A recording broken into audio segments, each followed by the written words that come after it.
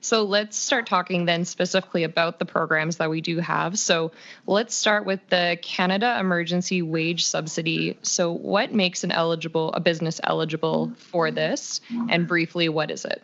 Okay, I can take this one.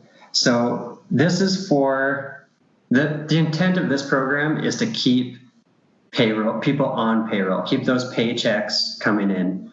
The withholding tax on paychecks is the main revenue source for the government.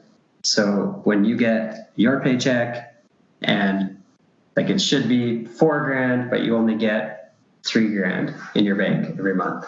That's that extra $1,000. That's what the government, that's like the lifeblood of our government. It's steady payments every month. And that's how they budget. That's how they kind of keep the company running. And so the whole intent was to keep those paychecks coming in. So when the government, like for an eligible business, you had to, if your revenue declined in the first 4 weeks of the program, which is like March 15th to April 11th, you needed to show that your revenue declined at least 15% due to COVID-19, and then you would qualify to have a subsidy check sent to you for 75% of the payroll remit or your payroll expense for that period. And then it was originally set to be 12 weeks long.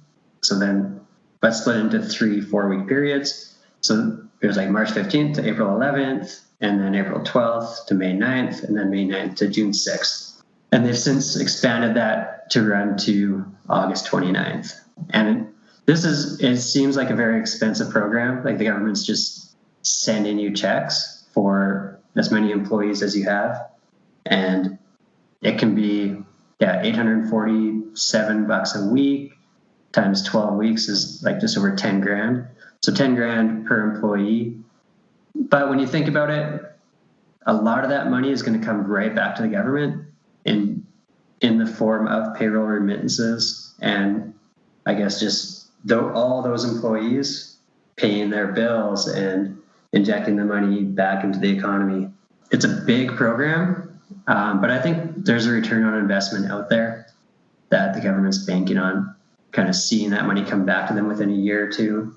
And again, they just borrowed a big chunk of money and they'll get it back eventually. I wanted to chime in. So part of the eligibility with the program, like they give these, here's period 1 covering a part of March all the way through to a chunk of April. They made it a little more complicated than they could have, I guess, but if you do, there's a lot of calculators out there on software, and just they have their own calculator as you go through the application process to make it as easy as possible. But for most people, if you're running a small business, if you're looking at, hey, am I eligible? If you have some form of like a bookkeeping software, something like that, they've kind of taken, okay, what's your March revenue in 2020 compared to your March revenue in 2019? Did you experience a 15% drop? The following months is a 30% drop. If you did, but if you qualify for period 1, you automatically continue to qualify through the rest of the period or the rest of the periods. So if you have however you're recording your revenue, they don't want you to change how you're doing it. You're not supposed to, okay, I'm gonna stop invoicing. You're supposed to continue with the same way you've always recorded your revenue. And then if you've got a bookkeeping accounting software you're using, or an accountant or a bookkeeper that's doing it for you, you should be able to pull some form of a report to show, okay, what was my March revenue 2020? Let's compare it to 2019.